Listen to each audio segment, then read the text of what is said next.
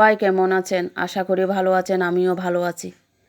আজকে আপনাদের জন্য নিয়ে এলাম শালগম দিয়ে খয়রা মাছের সহজ আর ভীষণ সুস্বাদু একটা রেসিপি। মাছ কেটে কুটে ধুয়ে পরিষ্কার করে নিয়েছি, সাথে নিয়েছি আলু আর শালগম। শালগম আগে একটু সিদ্ধ করে নিয়েছি যেন শালগমের গন্ধটা না থাকে।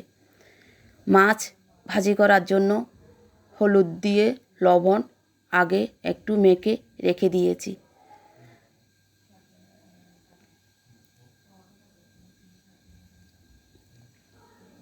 তাহলে দেখতে থাকুন রান্নাটা কিভাবে করছি।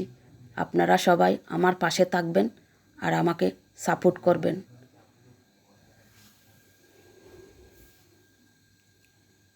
ভিডিওটি স্কিপ না করে শেষ পর্যন্ত দেখবেন।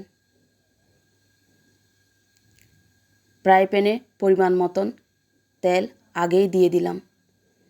তেল গরম হয়ে আসলে দিয়ে দিলাম ভেজে নেওয়ার জন্য মাছ। মাছ আমি এক এক করে ভেজে নিব। মাছ একটু কড়া করে ভাজবো। কড়া করে ভাজলে মাছ খেতেও ভালো লাগবে, কাঁটাও লাগবে না। এই মাছে একটু কাঁটা আছে, তবে এই মাছ আমি খেয়ে দেখেছি, খুবই স্বাদের, একদম ইলিশ মাছের মতন। আগে কোনো দিন খাই নাই, এই প্রথম খয়রা মাছ খেয়ে আপনাদেরকে বলছি আপনারাও ইলিশ মাছের মতন ভাজি করে রান্না করে দেখবেন, খেতে খুবই সুস্বাদু। মাছ ভাজা তেলেই দিয়ে দিলাম তেজপাতা, পরিমাণ মতন পেঁয়াজ একটু নরম করে ভেজে নিয়েছি। দিয়ে দিলাম মরিচের গুঁড়া, হলুদের গুঁড়া।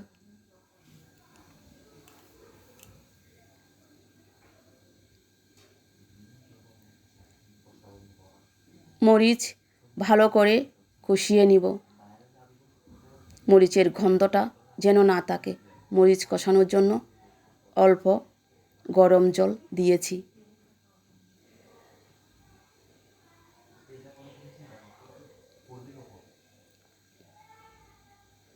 দিয়ে দিলাম কেটে রাখা কাঁচামরিচ। দিয়ে দিলাম 1 চামচ জিরার গুঁড়া। আদা রসুন কোনো কিছুই অ্যাড করিনি, একটু ঝোল করে রান্না করব। দিয়ে দিলাম কেটে রাখা শালগম আর আলু। আলু আর শালগম ভালো করে কষিয়ে নিব, যেন কষাতে শালগম আর আলু সিদ্ধ হয়ে যায়। রান্নার মাঝখানে বাইরের আকাশ দেখানোর জন্য চলে এলাম। একদম ঝলমলে রোদ।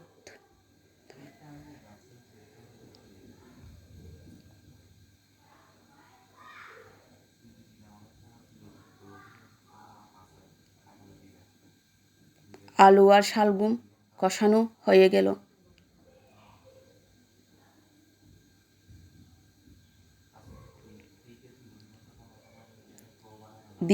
দিয়ে দিলাম ভেজে রাখা মাছ।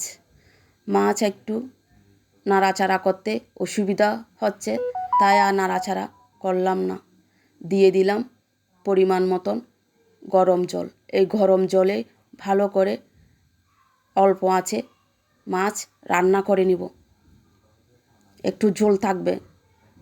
এই মাছের ঝোল খেতেই ভালো লাগে, ইলিশ মাছের মতন গন্ধ, একদম স্বাদে ভরপুর। আমি খেয়ে ভুলতে পারছি না এই মাছ এত কেন স্বাদ।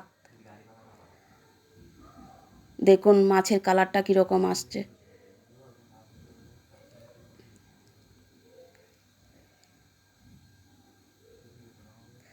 দিয়ে দিলাম কেটে রাখা টমেটো।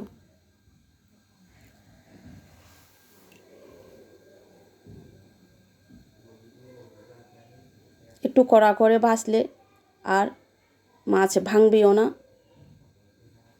রান্না করতে সুবিধা হয়। দিয়ে দিলাম স্বাদ মতন লবণ। রান্নাটাও শেষের দিকে। গরম গরম ভাতের সাথে এবার পরিবেশন করুন। এই রান্নার স্বাদ সত্যি অতুলনীয়। রেসিপিটা ভালো লাগলে অবশ্যই লাইক, কমেন্ট আর শেয়ার করবেন।